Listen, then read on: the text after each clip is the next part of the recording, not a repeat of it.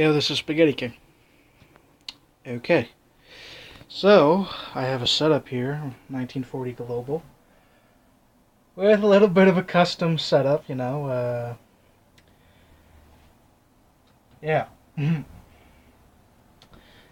I've changed a lot of the navies to be more realistic. Um, I've added railways, I have hospitals, I have upgraded industrial complexes. The yellow chips means they can produce pretty much every unit besides an infantry and an artillery for one IPC less. Um,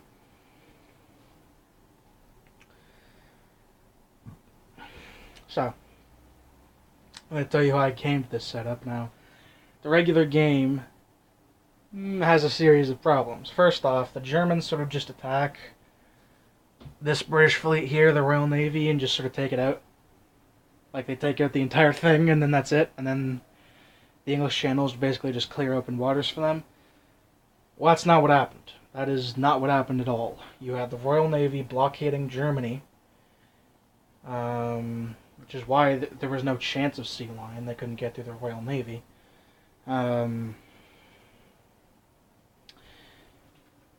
So, in the regular setup, it doesn't really make sense. The Germans couldn't have taken out the Royal Navy. It's why they bought subs. It's to bankrupt the British, in essence, via hurting their supply lines. So, looking at this right now, you have this fleet and this fleet. The Germans can take that out with their subs.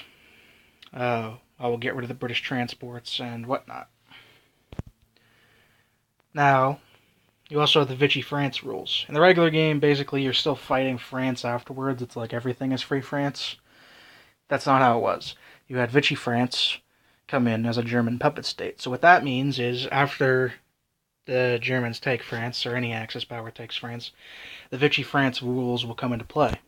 Which means that every single French territory, except for French Equatorial Africa right there, is basically pro-Axis. You can walk in there on non-combat, take the territory with any Axis nation. This will remain until whatever turn the USA lands on Morocco. Lands anything on Morocco, and then this is cancelled. And it becomes the reverse. So, for example, like French West Africa and French Central Africa would become pro-allies by that time, French Madagascar, Syria. So if you land on the third turn, then that means like the British could take those if you wanted. You could also land Americans in French West Africa if you want, take the infantry there. That's an option as well. Of course, it would be non-combat. So like the moment you land something on there, let's say there's some Italians here, you land things on there, and then you drop on non-combat right into French West Africa, you can do that. Because the moment you land in Morocco, it all becomes pro-allies, because Free France joins the allies. Now that includes French Indochina. So, like, if you have a J1 attack and for some reason don't go to French Indochina, it will be pro-allies next turn. Well, if the Americans land in Morocco, right? So, it can be pro-allies next turn. So, but with Japan, you have these units right here in Thailand, and you could just walk one of them into French Indochina and take the infantry there in the territory for free. And you also have these boats, you can take those too. It's the same thing with the boats, but the thing with the French boats, so like, you have this, that's pro-Axis until later. The Allies don't need to attack that boat. They can ignore it if they want, so this will be like technically pro-Axis, but the British can just move their boats through and ignore it if they want. Same thing with the boats up here. These will all originally be pro-Axis after the Germans take that. And of course that seems like a nightmare for the British, right? For the Axis getting that, right? Now of course it did. But, thing with this, these Axis boats, a rule with them is you need to attack them for at least one combat round, then they will become free French units.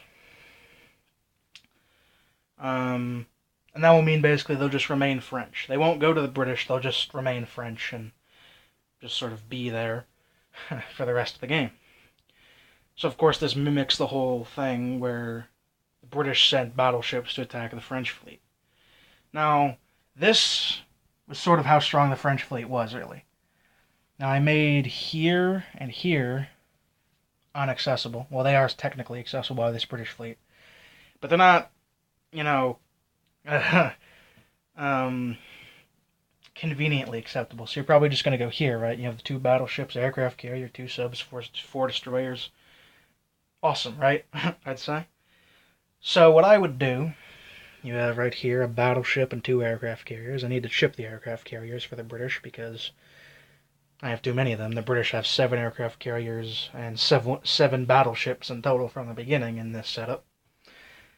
And yeah, they were that strong comparatively. I'll go over, my equation is 1 sub and destroyer is 15 units, 1 cruiser is 8 units, 1 aircraft carrier is 2 units, and 1 battleship is 4 units. So the British would have 28 battleships with this. This is 1940. I could take away 1 battleship, possibly. This Indian one I could take away. I'm fine with 7 battleships and 7 aircraft carriers, though. Because the British, in reality, would have had, I believe it's 26 battleships, so that's in between 28 and 24, right? So I decided that I'd give them 7 battleships. Yeah. I get a laugh out of it myself, but from what I've played of this, I don't think it's much more unfair than the regular. I honestly, that's because of various rules I've implemented. So you have the Vichy France rule. So the Italians can go into Africa, French West Africa, and they don't need to fight there. They get the troops there for free, the territory for free.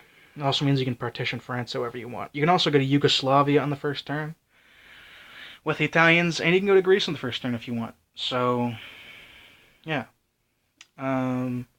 So the British, I would probably take on this battleship, the 2 aircraft carriers, a cruiser and a destroyer, and I would take this battleship in there to fight this. These 3 I would move past, right, and attack that with this fighter. Yeah, that's what I would do, and attack that Italian fleet there, because you can move freely through them.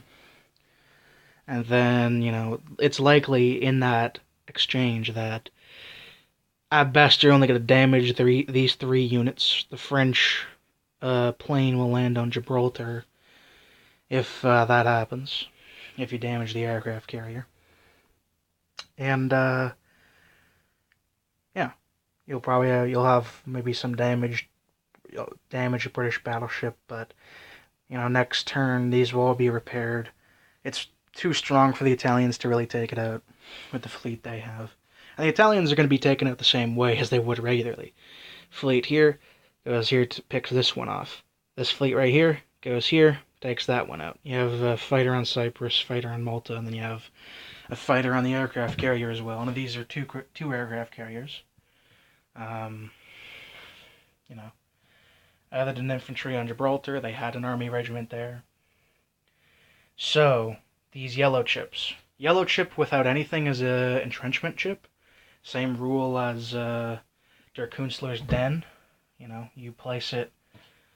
You get one at the beginning of your turn and you can place it. I also allow you to save them. I like the idea of saving them. Maybe some people don't.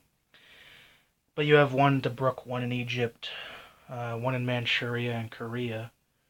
And you have 1 in southern France and Normandy. That's it. So, those are the only entrenchments that actually start in the game.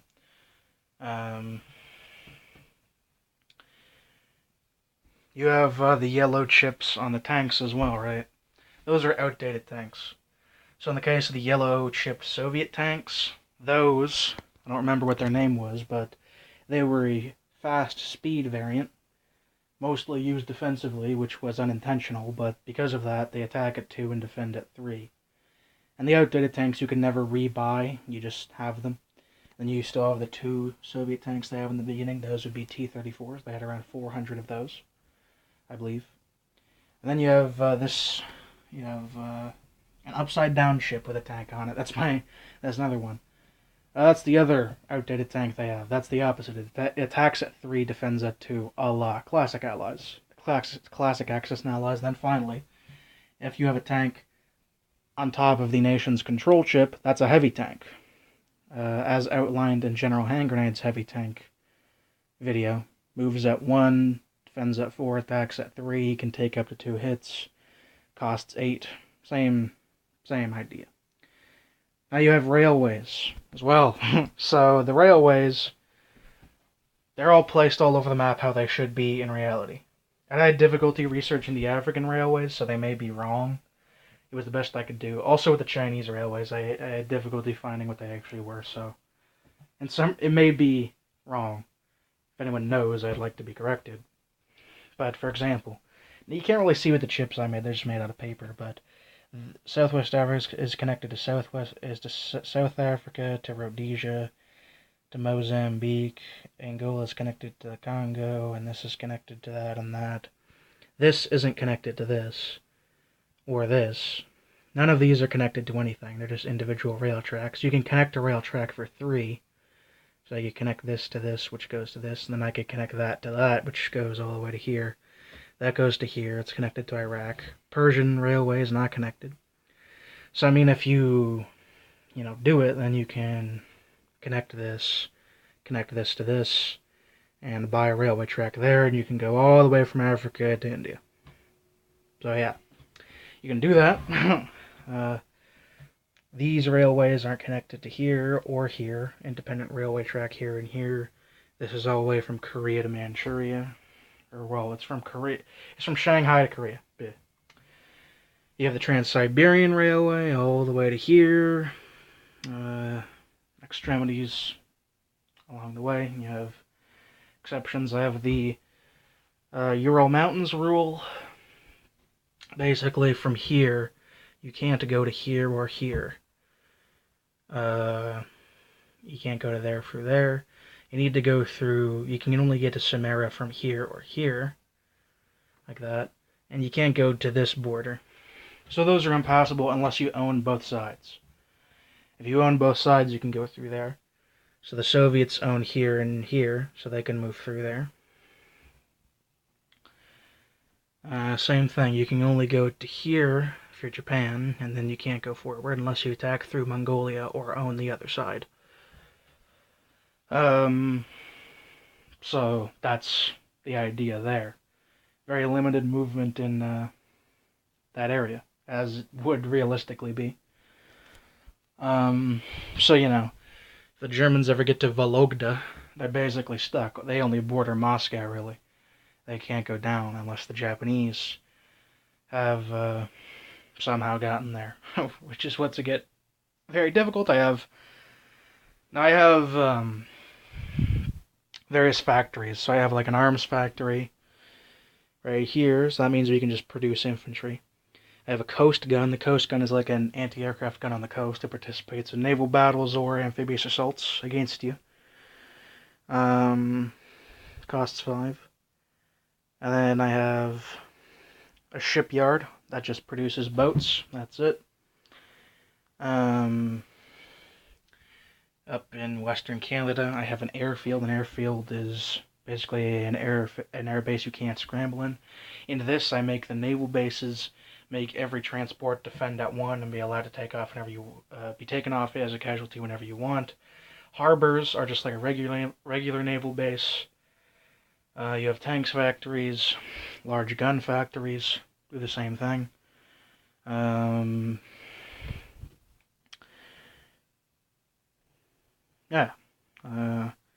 Hospitals, you get to roll, if you roll 2 6s for every infantry taken off, you can revive them, same as General Hand Grenade's rule.